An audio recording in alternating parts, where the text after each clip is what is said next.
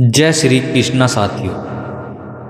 प्यारे साथियों, अगर आप कुछ जीवन में नया करने का प्रयास कर रहे हैं तो उस कार्य में गलतियों की संभावनाओं को नकारा नहीं जा सकता। गलती हो जाने के डर से जीवन में कुछ नया प्रयास न करने से कई गुना बेहतर है कि नए प्रयास को करते हुए गलती कर देना। यदि आपको लगता है कि आपने अपने जीवन में कोई गलती ही नहीं की है तो समझ जाओ कि आपने अपने जीवन में कुछ नया करने का प्रयास भी नहीं किया है। निसंदेह गलती भी उन्हीं से होती है जो अपने जीवन में कुछ नया करने का प्रयास करते हैं। जीवन में गलती करना कोई बुरी बात नहीं, बस एक गलती को बार बार दोहराना अवश्य बुरी बात है। जीवन में हमें स्वयं की गलतियों से ये सीख लेनी चाहिए कि हम और अधिक गलती करने से कैसे बच सकें। गलतियां सिखाने के लिए होती हैं, डराने के लिए नहीं।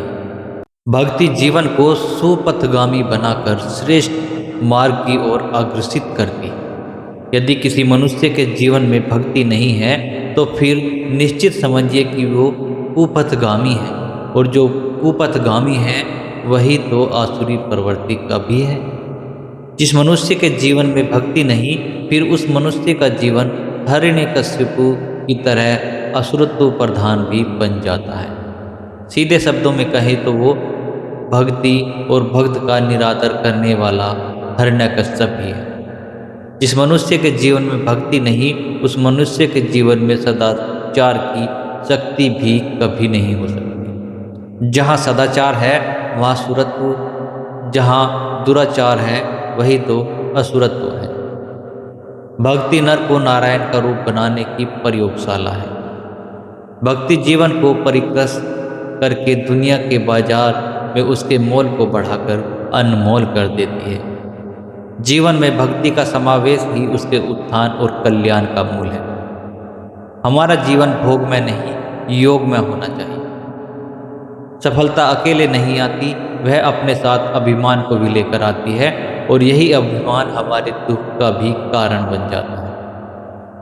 असफलता भी अकेले नहीं आती, वह भी अपने साथ निराशा को लेकर आती है, और निराशा स्वयं प्रगति पथ में एक बड़ी बाधा है। अपने जीवन को योगी बनाकर जिए अथवा भोगी बनाकर, ये व्यक्ति के स्वयं के ऊपर निर्भर करता है।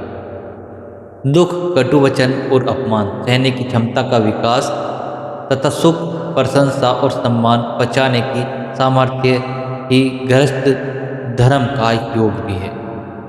प्रत्येक स्थिति का मुस्कुराकर सामना करने की क्षमता, किसी भी स्थिति में अच्छी या बुरी न कहकर समभाव में रहते हुए अपने कर्तव्य पथ पर निरंतर आगे बढ़ने का कौशल, यही जीवन का योग है।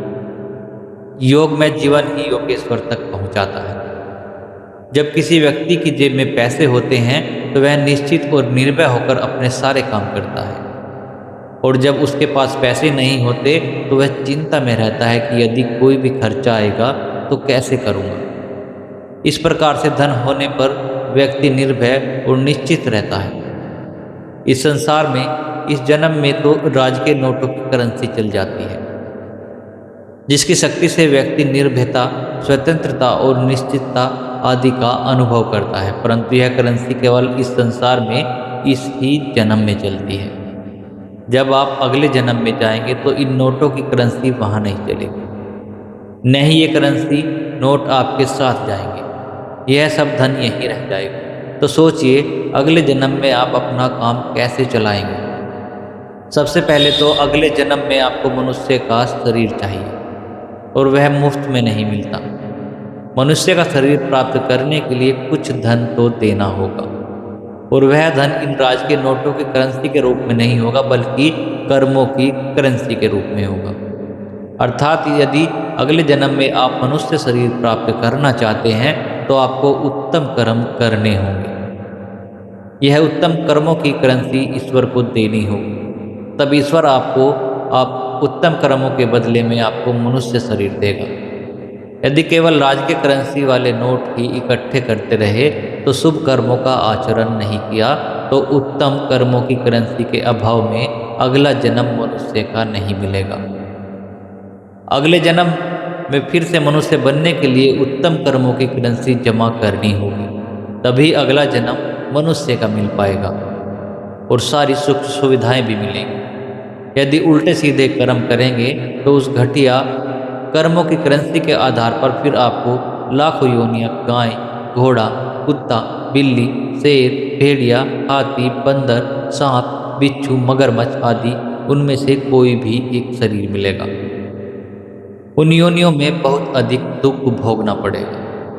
यदि अगला जन्म आपके उत्तम कर्मों के आधार पर किसी अच्छे विद्वान, बलवान, बुद्धिमान, धनवान परिवार में आपको मिल गया तो समझ लीजिए वही स्वर्ग है। स्वर्ग में उत्तम कर्मों की करेंसी चलती है, सांसारिक राजकीय नोटों की नहीं। अतः यदि आप अगला जन्म मनुष्य का प्राप्त करना चाहते हो तो शुभ कर्मों की उत्तम करेंसी जमा करें, वही आपको इस जन्म में भी सुख देगी और अगले जन्म में भी आपके काम आएगी। हम कितने ही बलवान, सामर्थ्यवान और संपत्तिवान क्यों न हों, लेकिन विपत्ति काल में उस प्रभु के सिवा हमारा कोई सहायक, कोई हमें अभय प्रदान करने वाला नहीं हो सकता। हमारे समझने और स्वीकार करने भर की देर है, बाकी सच्चाई तो यही है कि उन प्रभु के सिवा अपना हित साधन करने वाला और अभय प्रदान करने वाला कोई दूसरा हो ही नहीं सकता। जब बुद्धि में भय व्याप्त हो जाए तो प्रभु के शरणागत हो जाना ही उससे निवृत्ति का एकमात्र उपाय है। भय कुछ होने का हो, भय शत्रु का हो अथवा भय प्राणों का ही क्यों न हो, प्रत्येक स्थिति में प्रभु की शरण ही हमें भय से मुक्त कराकर अभय प्रदान करती है। जहाँ जीव के स्व का अथवा सब का बल क्षीण हो जाता है, वहाँ से आगे प्रभु द्वारा सभी प्रकार से अपने शरणागत को संभाल लिया जाता है। प्यारे साथियों, ये थी आज की ज्ञानवर्धक वीडियो। आशा करते हैं आप सभी को बहुत पसंद आई होगी। पसंद आई है तो वीडियो को लाइक करके अपने दोस्तों में शेयर जरूर कर दीजिएगा। अगर आप हमारे चैनल पर हमारी वीडियो पहली बार देख रहे हैं तो चैनल को सब्सक्राइब करके बेल आइकन के बटन को भी दबा लें, जिससे हमारी आने वाली हर एक वीडियो का नोटिफिकेशन आपको मिलता रहे, जिससे कोई भी अच्छी वीडियो आपसे मिस ना हो, क्योंकि हम अपने चैनल के माध्यम से हर वो अच्छा संदेश भगवान श्री कृष्ण के उपदेश आप तक पहुंचाते रहते हैं। जल्दी मिलेंगे एक और नई ज्ञानवर्धक वीडियो के साथ। तब तक के लिए जय श्री कृष्णा, राधे राधे।